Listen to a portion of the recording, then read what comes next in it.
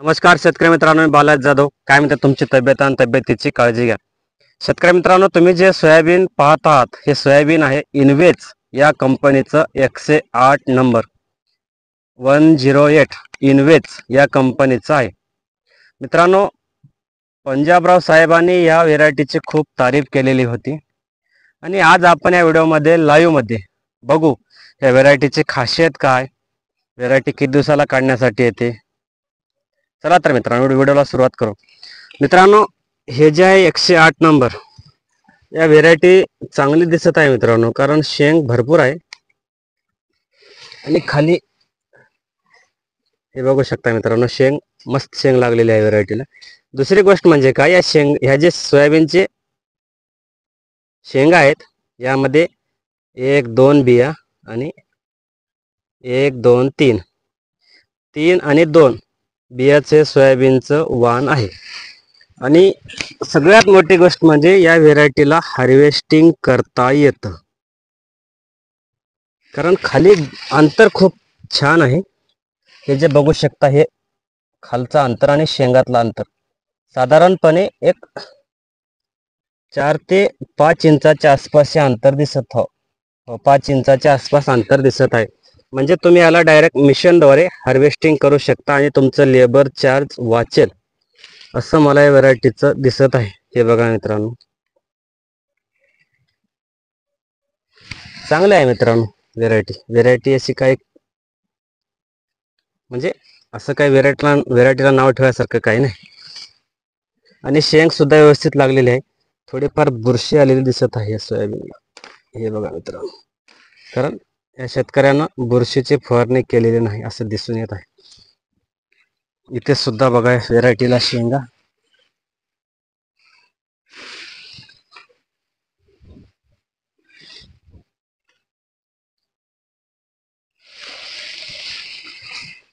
गवत काय दिसत नाही मित्रांनो शेतामध्ये.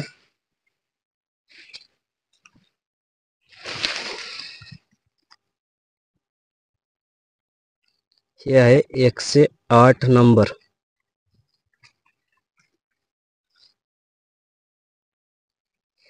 शेंगा बघा मित्रांनो, जर तुम्ही तुमच्या शेतात हे पेरू इच्छित असाल तर व्हेरायटी चांगली दिसत आहे मित्रांनो, कारण येलो मोजॅक तर सध्या तरी या व्हेरायटीला दिसत नाही. आणि दुसरी गोष्ट म्हणजे ही व्हेरायटी 110 दिवसाच्या आसपास काढणीसाठी येते.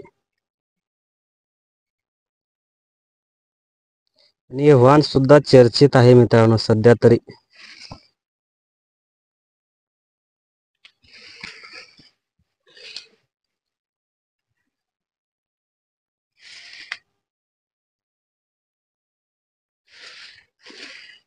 त्याचे उत्पन्न काही सांगता येणार नाही, कारण मित्रांनो ह्या वर्षी पहिली वेळेस आपल्या शेतात हा शेतकरी पेरलेला आहे.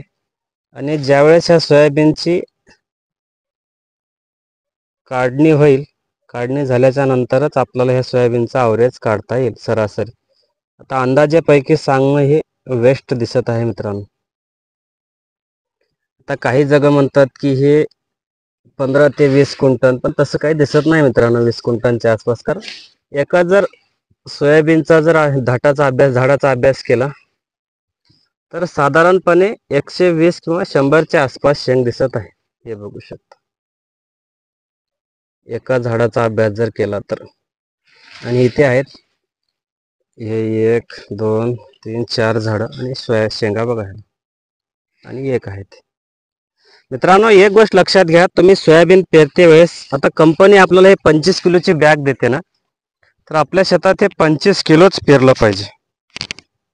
आपण काय करतो, आपल्या शेतात गवत होऊ नये म्हणून एक 5 किलो जास्त पेरतो, परंतु जास्त पेरल्यामुळं या सोयाबीनला उत्पन्नात घट होते. लक्षात घ्या, सोयाबीनमध्ये जेवढा अंतर तेवढं सोयाबीनला फळ जास्त लागते. आता काही लोक तर सरी पद्धतीने लावतात. आपण पेरते वेळेस साधा 25 किलोच पेरलं पाहिजे मित्रांनो. 1 मिनिट तुम्हाला दाखवतो, जवळ पेरणी झालेली. मित्रांनो हे बघा,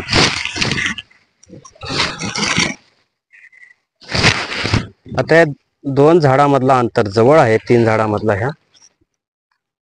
आणि याला शेंगा बघा, फक्त काय नाही साधारणपणे. म्हणजे माझं सांगण्याचं तात्पर्य काय, तुम्ही सोयाबीन थोडं म्हणजे आपल्याला कंपनी 25 किलो देते ना, 25 किलोच पेरायचं.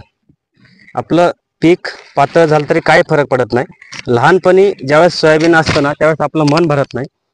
आणि ज्यावेळेस सोयाबीन हे वाढतं किंवा सोयाबीनला फळ लागते, त्यावेळेस आपलं मन व्यवस्थितपणे भरते, कारण शेंगा पुष्कळ लागलेले असतात.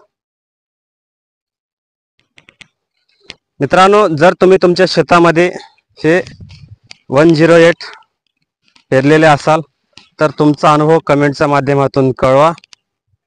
आणि जर हे पेरायची इच्छा असेल तर मला असं वाटतं की हे व्हेरायटी काही खराब दिसत नाही. असाल नवीन तर सगळ्यात पहिलं चॅनलला सबस्क्राईब करा, व्हिडिओला लाईक करा आणि हा व्हिडिओ आपल्या मित्रापर्यंत जास्तीत जास्त शेअर करत चला. कारण मित्रांनो, आपण आपल्या चॅनलवरती करतो खरे 2 गोष्टी. आणि हे जे तुम्ही बघता व्हिडिओ, हा लाईव्ह व्हिडिओ आहे मित्रांनो. शेतामध्येच मी आहे सध्या, बघा.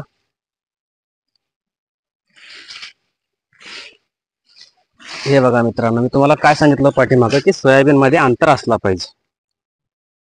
आणि याला शेंगा बघा.